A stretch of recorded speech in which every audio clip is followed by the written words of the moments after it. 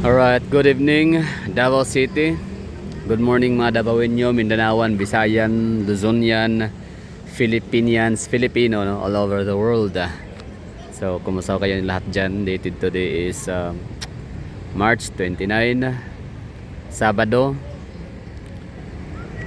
alas 10:29 ng gabi. So, ano tayo dito, parang latest update lang tayo sa ating syudad sa Davao City. So, ano siya, remain calm and normal, like natural or normal scenery, no? So ito lang yun, like mapayapa, tahimik na syudad ng Davao City.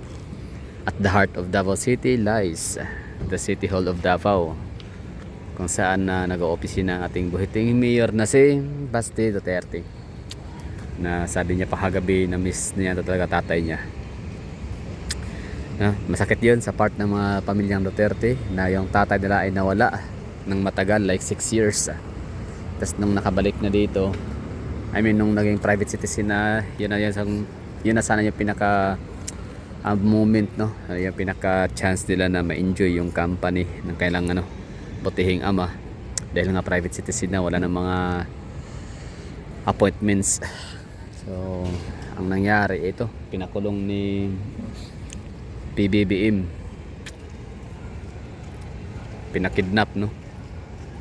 Gipadagit, gihatod sa dahig. Lahira jud, no? Lahira. Iba talaga ang PBBM. So ito yung Davao City sa gantong oras, 10:30.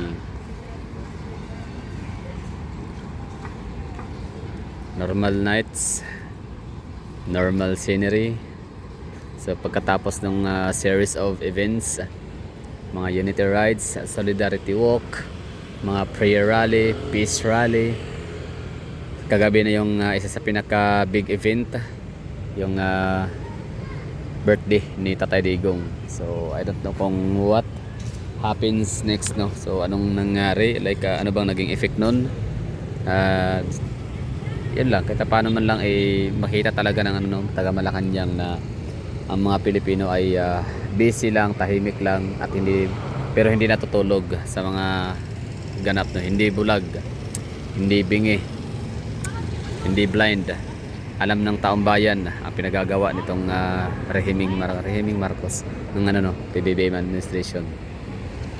So yung ginagawa nila ay hindi na talaga siya maganda, like imbes na i-address, imbes na tututukan yung pinaka issue ng bansa. Yan na yung gutom, trabaho, kakulangan, kahirapan, mataas na mga bilihin. Ang pagtaas ng mga bilihin, yan talaga hindi naman talaga yan maiwasan. Like yan yung pinaka common, or ibig sabihin constant talaga yan na nangyayari, no? Hindi lang sa Pilipinas kundi sa buong mundo.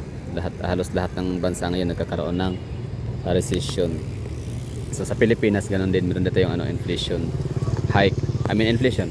Ang ang hindi lang maganda ay itong gobyerno natin walang ginagawang pang counter, no? Counter attack sa inflation. Ganun yun, no? So gagawa sana siya ng maraming programa. Yung yung pagsa-subsidize lang talaga sana ng mga eskwelahan, universities, no? Isa-subsidize yung mga hospitals, private, lalo na yung mga public, no? Pupunduhan talaga dapat yan, priority sana yan, no? Pero ang ginawa nila is binawasan pa lalo. Binawasan pa, di ba? Tinanggalan pa ng budget ang PhilHealth, kasi marami kasing pera ang PhilHealth, no? Billions, more than half trillions. So ginawa nitong administration, so gumawa sila ng diskarte, paraan para kahit paano manakawan nila, no? Ibinigay pang ayuda. Tsaka yung beneficiary naman talaga ng ayuda hindi naman legit, kasi kung may pinaka-legit na mga beneficiary, pinaka-legit na mga assistant programs ay itong Torpis. Ayan, galing kay PGMA Pinoy. Di ko alam kay Pinoy o kay PGMA. That time mga tulog ako ng mga panahon na yan, baka si Tori na yon, no? So ito yung normal dito, normal scenery sa Davao City, like pagkatapos ng mga series of big events, araw ng Davao, unity rides, tapos birthday, solidarity walk at prayer rally. Pero ito na nga ulit ang Davao City, no? Seems back to normal, or ibig sabihin na Normal lang naman talaga ang Davao lagi. Ibig sabihin na may mga ano lang, kapag napapanahon talaga na magsama-sama ang mga taga Davao, magagather sa labas in showing support no sa dating Pangulong Duterte. So ginagawa namin yan taga Davao sa mga nasasabing bayad. Hindi totoo yan, no, hindi kami bayad.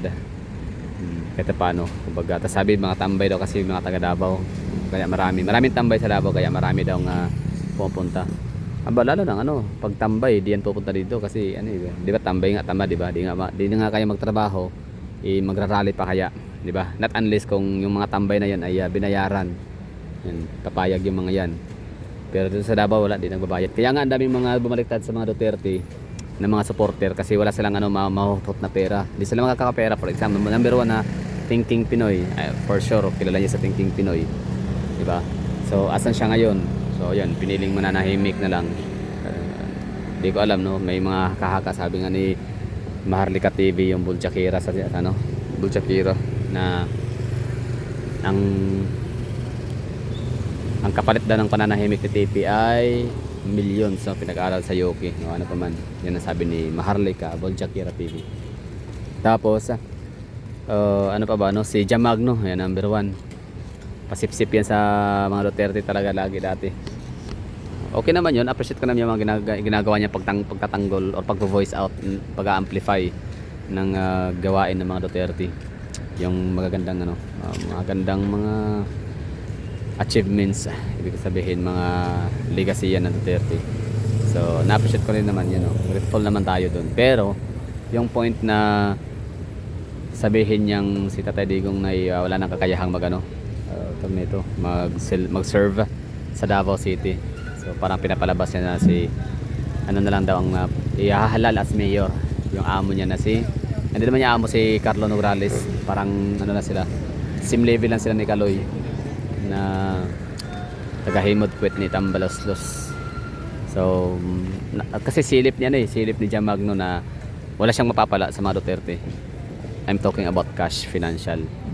So walang mapapalang finances sa mga Duterte kasi di nga sila typical na mga politician na naglalabas ng pera para pambayad kasi unang-una hindi naman kailangan yun kasi ang support ano yan dapat organic yan, hindi yan na iniimbita yung mga tao support nyo ako, hindi ganun.